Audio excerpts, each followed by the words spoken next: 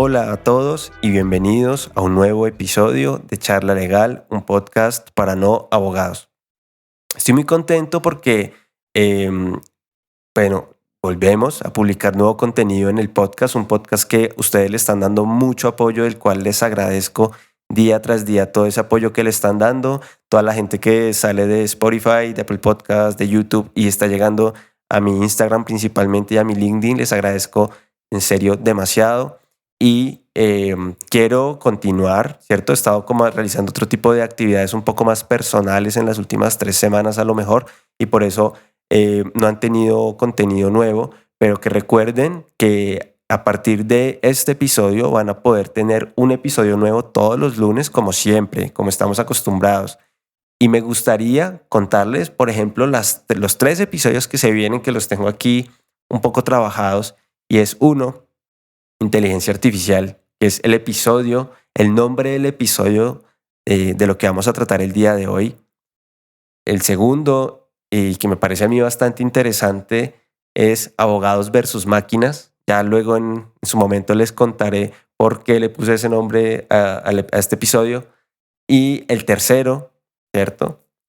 El final del metaverso, sobre todo por unas noticias que estuve leyendo respecto de las consecuencias de a lo mejor los despidos masivos que están realizando empresas de tecnología como Meta y las consecuencias que traería esto para el desarrollo del máximo potencial, por así llamarlo, del metaverso, por lo menos como lo tenía presupuestado.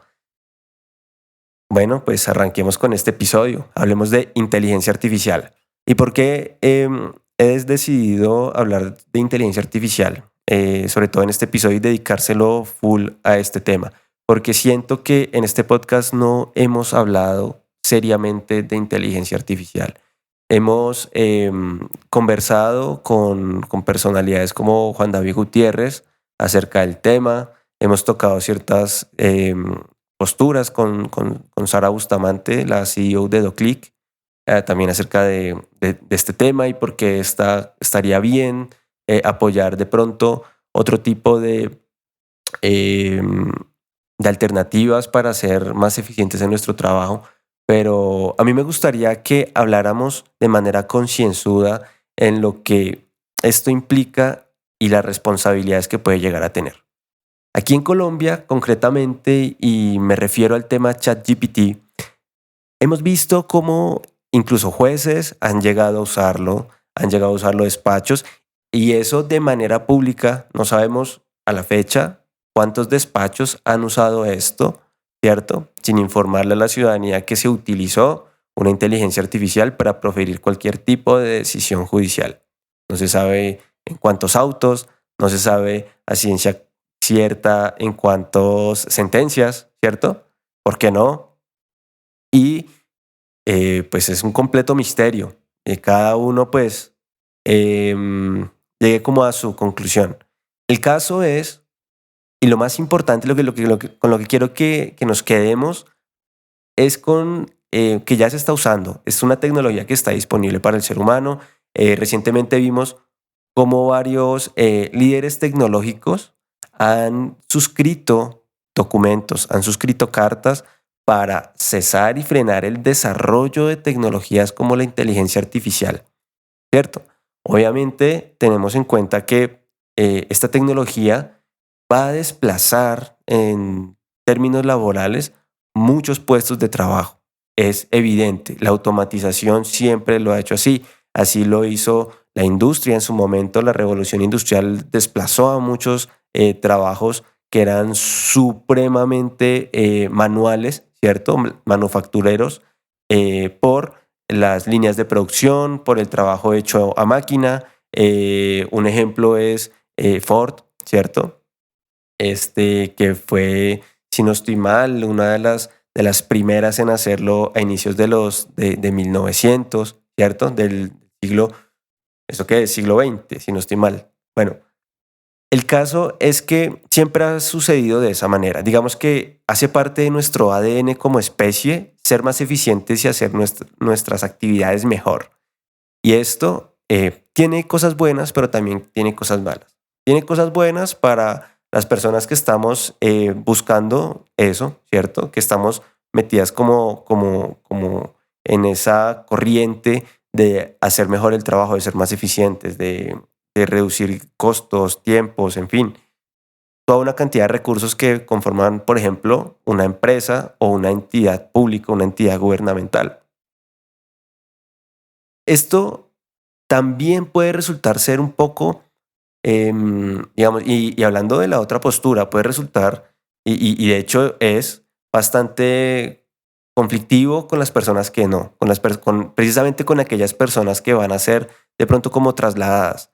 Pero yo prefiero verlo desde una manera en la cual se están presentando nuevas oportunidades para desarrollar de pronto nuevas actividades, nuevos roles, eh, eh, obviamente desde el punto de vista productivo en una sociedad, ¿cierto?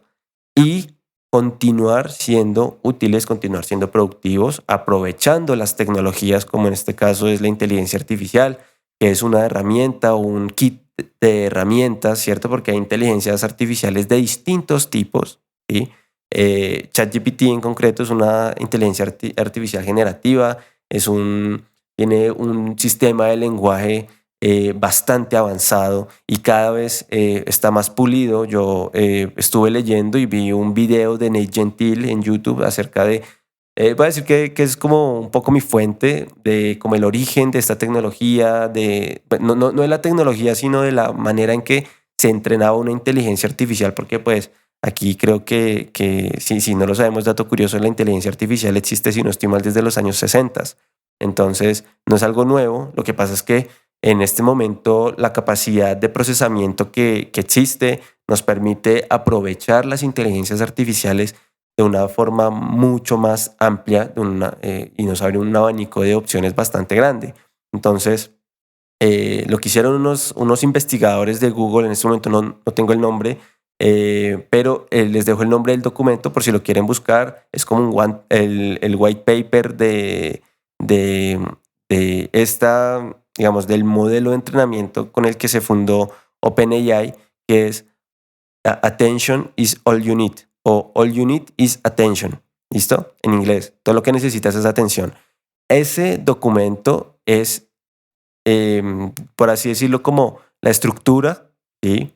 Y si hablamos de una edificación, es como las bases, ¿sí? Y los primeros ladrillos de cómo entrenar una inteligencia artificial para que pueda procesar varios como tipos de información o varias cantidades de información en un solo momento. ¿Por qué? Porque un gran problema que tenía la inteligencia artificial es que estaba procesando o cada pedacito de información que tenía que procesar lo tenía que hacer uno a la vez, lo cual pues hacía que fuese un proceso bastante demorado, ¿cierto?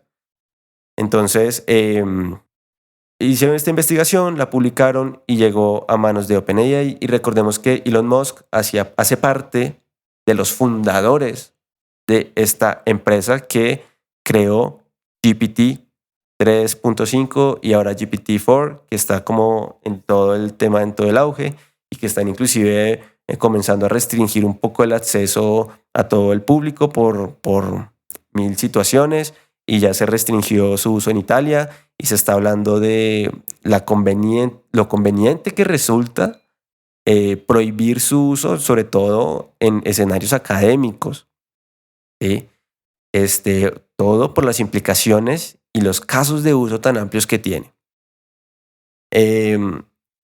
Con GPT-4, digamos que las variables, por así decirlo, los parámetros con los cuales se entrenó, digamos, como esta tecnología, se multiplicó, ¿cierto? Por millones de veces, lo cual es una locura, porque a menos de 6 meses de haber sido un completo como escándalo, lo que ya hacía GPT 3.5 es lanzar GPT-4 con una capacidad de procesamiento muchísimo mayor y mucho más precisa. Concretamente para nosotros como abogados, pues esto ha implicado que desde el desconocimiento, y obviamente pues no tenemos que ser aquí los más duchos en inteligencia artificial, ni mucho menos, pero tenemos que ser conscientes y decir, muchachos, estamos cometiendo errores por pecar de ignorancia, ¿sí? porque nos pusieron una herramienta como si fuese Google y la estamos usando como si fuese Google y estamos reproduciendo lo que nos dice sin validar las fuentes en, en actuaciones judiciales. Y esto obviamente, yo respeto mucho la opinión de todas las personas que están completamente a favor, pero tenemos que ser conscientes. Recordemos que los abogados estamos llamados a ser como la cabeza de la razón, por así decirlo, ¿no? Entonces, pues esto nos impone a nosotros unas cargas demasiado importantes para poder mantener no solamente el sentido ético de lo que estamos haciendo, sino darle una razón y una justificación. Y esto es una oportunidad para hacer bien las cosas. ¿Por qué? Porque se están haciendo mal. Porque todos, y creo que hay un consenso, por lo menos en Colombia, no quiero hablar aquí de casos de otros países, así sean vecinos, en los cuales eh, decimos que el escenario judicial, ¿cierto? El ordenamiento jurídico está fracasando. Tenemos uno de los ordenamientos jurídicos, tanto los civiles como los penales, como los administrativos, como el que sea, desde los peores del mundo, ¿sí? Es cierto que somos un país emergente y demás, pero debemos reconocer nuestra realidad y nuestro punto de partida. Y obviamente que una tecnología como la inteligencia artificial nos trae oportunidades inmensas de superar todas las barreras que tenemos como sociedad y principalmente el Estado colombiano en materia de administración de justicia. Recordemos que la administración de justicia es un asunto esencial para todos los colombianos. Es esencial para la empresa que viene a realizar inversiones y es esencial para la persona que vive de un arriendo y le deben plata y necesita que esa persona le pague la renta que le debe, porque vive de eso. Entonces, dimensionamos distintos como magnitudes de problemas, pero que a la larga son muchos y muchos problemas que los cuales no tenemos la capacidad de atender y de responder, y obviamente nos llega una tecnología que nos hace maravillas y cosas y nos da muchas posibilidades, pero hay un problema y hay un solo problema. El tema es que ese problema es muy grande, es que no sabemos usar bien la herramienta. Es decir, Google, el buscador, no hablo de la empresa, el buscador de Google, el navegador, si lo quieren llamar, aunque el navegador es Chrome, ¿no? El buscador Google es un buscador, digamos que sencillo de usar, ¿cierto? Tú te paras en la barra de búsqueda, digitas lo que quieres y Google te da, pues, te muestra como los resultados que hay en Internet y te los organiza de manera tal que puedas encontrar primero los resultados como más relevantes y de últimas, pues, aquellos resultados que son repetitivos y demás, ¿sí? ¿Qué pasa? Que tú ahí pues tienes la opción de escoger a qué sitio web ingresas, cuál es la información que tú consultas, ¿cierto? No hay rollo ahí. Puede ser, porque Google es, digamos que nos muestra resultados de todo lo que hay en Internet. Puede ser, y hay un porcentaje muy alto que lo que estés consultando sea información falsa, unas fake news, ¿sí? Información que no tiene sustento científico. Es muy probable. Y asimismo, es igual de probable que todo lo que tú le pidas a ChatGPT te lo entregue con ese mismo porcentaje de veracidad. Pero el problema no es de GPT-4. El problema de nosotros es que no entendemos y no hemos logrado entender qué es y para qué fue hecha esa vaina, ¿sí? Yo no veo problema, ¿sí? Digamos, en que obviamente se consulte y se se hagan búsquedas a través de ChatGPT, se resuelvan dudas. El problema es que ni siquiera sabemos cómo se deben formular. Es decir, para hablar con una inteligencia artificial, de hecho hoy en día es uno de los empleos que dicen que de aquí a un tiempito, si ya no lo es como uno de los profesiones, de las labores que mejor, o actividades, por así decirlo, que mejor se pagan, y es el hecho de ser un prompt engineer o un prompt specialist. El prompt es eso ese mensaje, eso que se le pide, ¿cierto? esa interacción, por así decirlo, que tiene la persona, ¿cierto? A través de un mensaje que debe contener al menos ciertas especificaciones o ciertas instrucciones, por así decirlo, para que la inteligencia artificial logre filtrar de mejor manera y entregarte el resultado como tú lo deseas. Es decir, que no basta con preguntarle cuál es o qué pasa en el caso de que un niño no tenga acceso a la salud en Colombia. ¿Sí? Te puede decir que la acción de tutela existe y no sé qué, y luego tú le puedes preguntar que dónde está que la salud es un derecho fundamental y te va a decir que en la Constitución política y demás, pero tú no le estás dando instrucciones suficientes para que el resultado sea mejor. Es decir, si nosotros le damos puntajes a lo que nos está dando ChatGPT, la respuesta va a ser igual de mediocre al input, al prompt que le estamos dando, ¿cierto? Si nosotros nos entrenamos en este tipo de actividades, este tipo de labores, vamos a mejorar exponencialmente los resultados que nos está dando la tecnología. ChatGPT es una tecnología maravillosa, pero es que nos soltaron una vaina y nos la pusieron en las manos y no sabemos cómo se usa, ¿sí? Hagan de cuenta que se inventa en el carro y lo ve una persona por primera vez y le parece una maravilla lo que le dicen que puede hacer, pero no sabe ni cómo se prende el carro, ni dónde deben ir las llaves, ni con cuál pedal se acelera, con cuál pedal se frena, cuál es el pito y dónde están, no sé, el cinturón de seguridad y para qué sirve, ¿cierto? Hagan de cuenta que es una misma máquina, pero no ven ustedes unas partes, no ven ustedes unos botones para presionar, sino que nosotros debemos saber y preparar muy bien qué es lo que le vamos a pedir, cuál va a ser esa comunicación que vamos a tener con esta tecnología. Y obviamente es bastante complicado explicarlo. Y esto me lleva al punto tal vez como más importante y a la reflexión que yo quiero llegar, y es: la inteligencia artificial representa para todos nosotros, no solamente para los abogados. Lo que pasa es que si entraste a este episodio por el nombre del capítulo, que es inteligencia artificial, pues ten en cuenta que está enfocado a lo que ha pasado últimamente en el sector jurídico, en el sector legal, ¿cierto? Que ha salido en las noticias, y es el uso de ChatGPT en providencias judiciales de manera irresponsable, ¿cierto? Y obviamente con todo lo que se ha logrado documentar de esta tecnología, y es que se inventa resultados, se inventa fuentes, se inventa cosas, ¿cierto?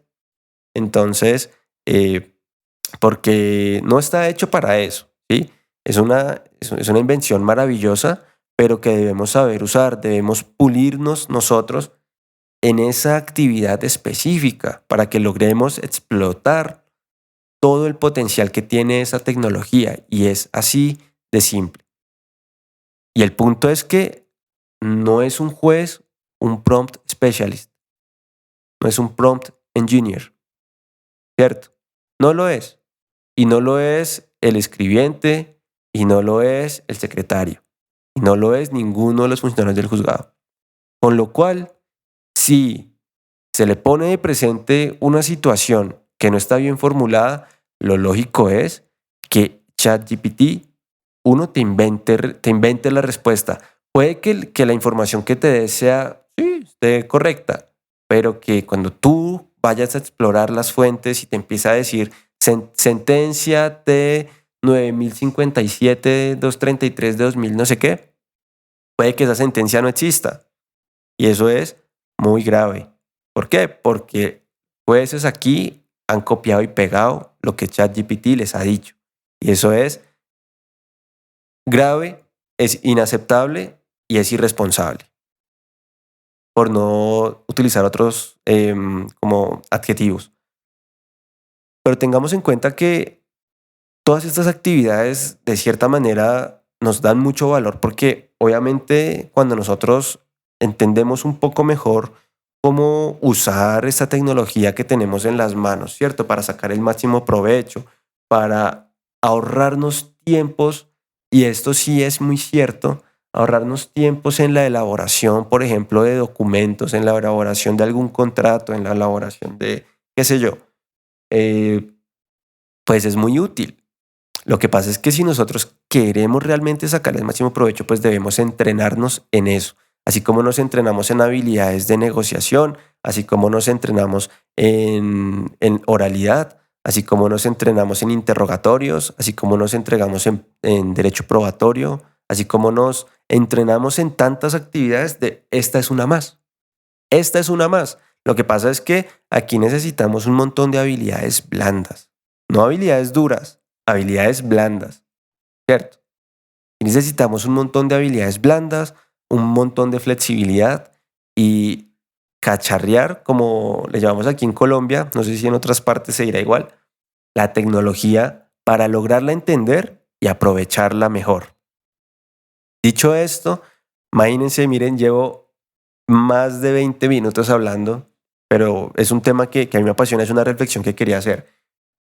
Por cierto, me gustaría invitarlos a todos ustedes, las personas que me estén escuchando y demás, que no solamente dejen su opinión, ustedes saben que siempre les pregunto, los que están en Spotify principalmente, van a encontrar siempre una encuesta en la que les pregunto cómo les pareció el episodio, pero me gustaría si me quieren escribir a través de mis redes sociales, ¿cierto?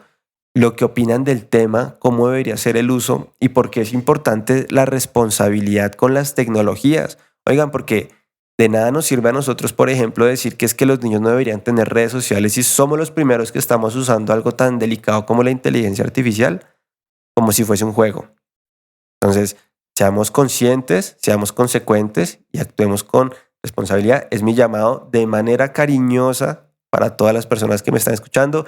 Y si ustedes quieren replicar este mensaje a otras personas, es sencillo, comparten este episodio y nos vemos el lunes siguiente con lo que se viene. Y es que vamos a estar hablando de abogados versus máquinas y les voy a estar contando en ese episodio por qué se llama así, lo que estuve viendo y por qué vamos a hablar también un poquito de ciencia ficción, de una película que me encanta que es Minority Report, en temas de justicia predictiva principalmente.